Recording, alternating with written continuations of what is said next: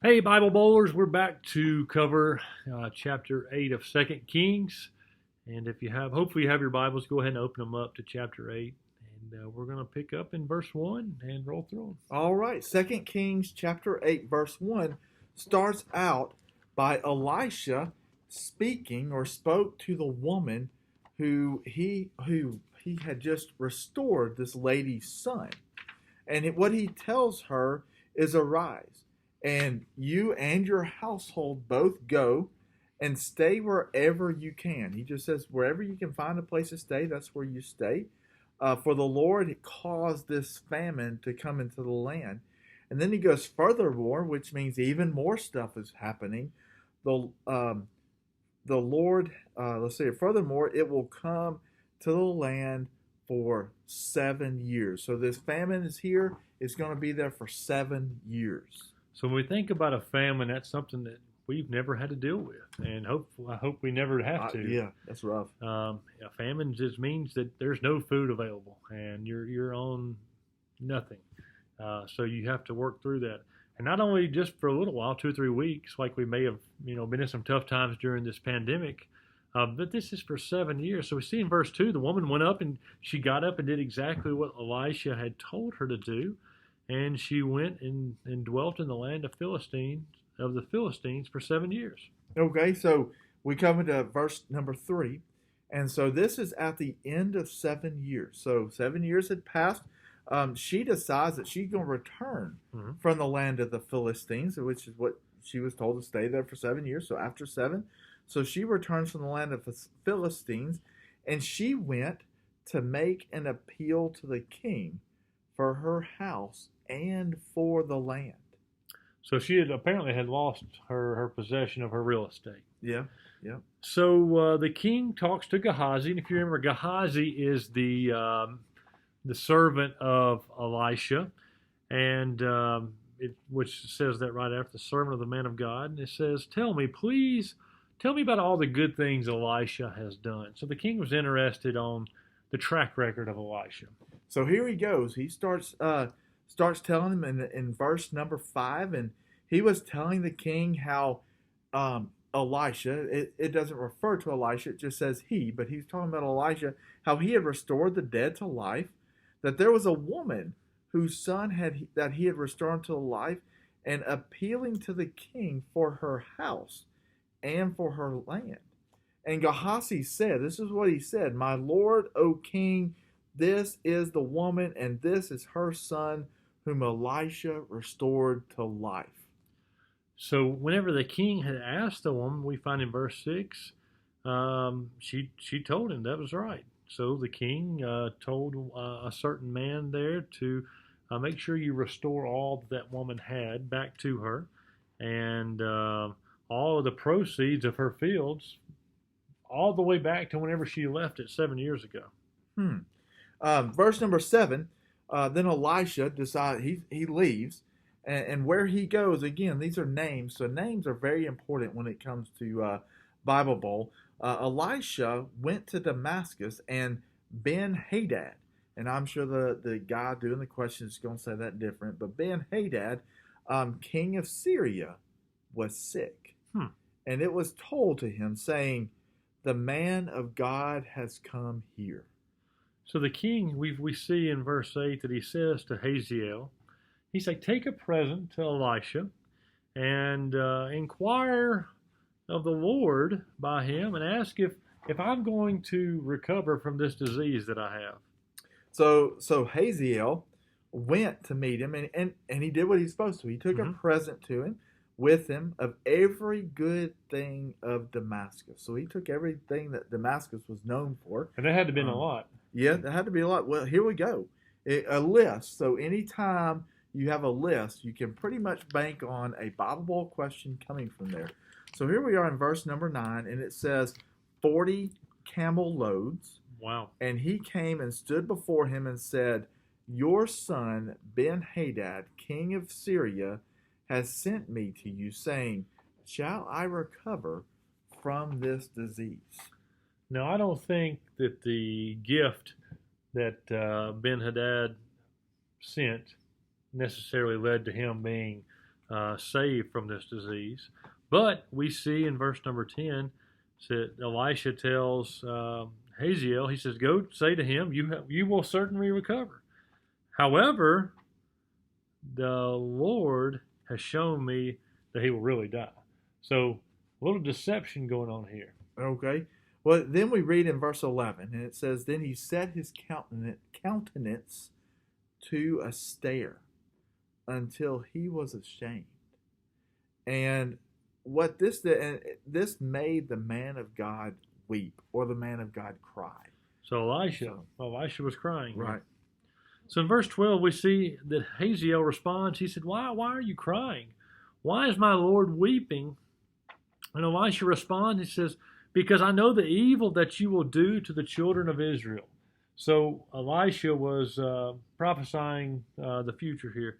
He knew what was going to happen. He says, their strongholds will be set on fire, and their young men you will kill with the sword, and you will dash their children and rip open their women with children. That's pretty serious stuff going on there. It is. So we read in verse 13, so Hazael says, so this is a conversation between them, but what is your servant?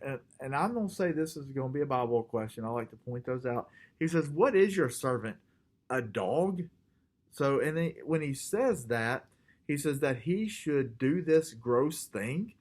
And Elisha answered, he said, the Lord has shown me that you will become king over Syria. So apparently Hazael is going to become king, according to Elisha. Mm-hmm. So in verse 14 we see that Hazael leaves. He leaves Elisha, and he goes to his master and when he gets there, his master's like, well, what did Elisha say? And he said, well, he told me you would surely recover. Okay, that's interesting. But it in verse 15 it goes, it happened the next day that he took a really thick cloth. He took a dip cloth, dipped it in water, spread it all over his face, and he died. It says that he died. So that he died. So this just seems like a murder here. Yeah, so that he died, and Hazael reigned in his place. So it came true. Yeah. Elisha just told Hazael that he would become king of Syria, and now he has. And he did it by waterboarding. Yeah.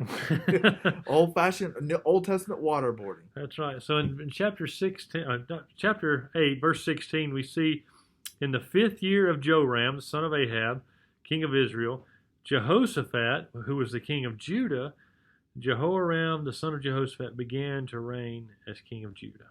Okay. Verse 17, he was 32 years old. He was 32 years old when he became king, and he reigned 8 years in Jerusalem.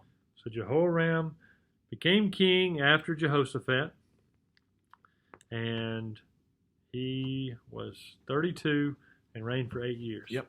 Well, in verse 18, we see that he walked in the way of the kings of Israel, just as the house of Ahab had done, for the daughter of Ahab was his wife. And how did the kings of Israel do? Not good. They did what was evil in the sight of the Lord. But yet, in verse 19, it says, yet the Lord would not destroy Judah for the sake of his servant David. So a lot of questions in here as it going, and this all goes back as he promised him to give a lamp to him and his sons forever. So the Lord is maintaining his promise here. So while Jehoram was king, we see in verse 20 that Edom revolted against Judah's authority. And they made it their own king. They're like, we're not going to follow you, Jehoram. We're gonna make our own king, kind of separate ourselves and make our own nation. So verse 21 is where we are of chapter 8 of 2 Kings.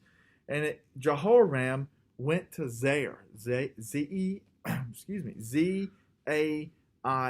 Zair, and all his chariots with him. He took everything with him. They arose by night and attacked the Edomites, surrounded him, and the captains of the chariots and the troops fled to their tents. And 22, we see that this was just ongoing. Mm-hmm. Edom had been in revolt ever since this time, and Libnah also revolted. So another place there, Libnah. So Libnah and Edom were both revolting against Judah. So in verse 23, we read that the rest of the acts of Joram and all that he did and it says, are they not written in the book of the Chronicles of the kings of Judah? So basically it's a question asking, are these acts of Joram not written in the books of the Chronicles of the kings of Judah? In verse 24, we see the death of Joram. It says that he rested with his fathers and was buried with his fathers in the city of David. Then Ahaziah, his son, reigned in his place. So verse 25, again, Numbers is something to pay attention to. In the 12th year of Joram, the son of Ahab, the king of Israel, Ahaziah, the son of Joram, king of Judah, began to reign. That's right. So there's a lot of things to pay attention in that one too. Now, if you remember Ahaziah, we could go all the way to chapter 1 and read of Ahaziah as well. He's the one that fell through the lattice and wanted to know if he was going to get better. But verse 25, now where are we at? Number 26, excuse me. Ahaziah, he was 22 years old when he began to reign, and he only reigned 1 year. And his mother's name was Athaliah. I think that's how you say that, Athaliah, the granddaughter of Omri, the king of Israel. So his wife, Athaliah, granddaughter of Omri. That would be a good question there. Then verse 27, how did he walk? He walked in the way of the house of Ahab and did evil in the sight of the Lord, like the house of Ahab, for he was the son-in-law of the house of Ahab. So he did evil just like Ahab did. So now he went with Joram, verse 28, the son of Ahab, who did evil in the sight of the Lord. Ahab was a bad guy. And he went to war against Hazael, the king of Syria, at Ramoth Gilead, and the Syrians wounded Joram. So the last verse number 29 of 2 Kings chapter 8, the king of Joram went back to Jezreel to recover from his wounds from the battle. He had been injured, and then which the Syrians had inflicted on him at Ramah, which just makes sense. So if you read through there and you're thinking through this, all this follows through. When he fought against Hazael, king of Syria, and Ahaziah, the son of Joram, the king of Judah, went down to see Joram, the son of Ahab, in Jezreel. He went down to see them because he was sick. Now, I know we have a lot of names and places right there at the end, and my suggestion would be just to read through these things, take notes, and kind of follow along and try to figure out. If you, reading at one time, you're not going to remember these things. So get in there, put your nose in the book, and learn kind of how these things fall. But that's all we have for Chapter 8. We'll pick up in Chapter 9 in our next video.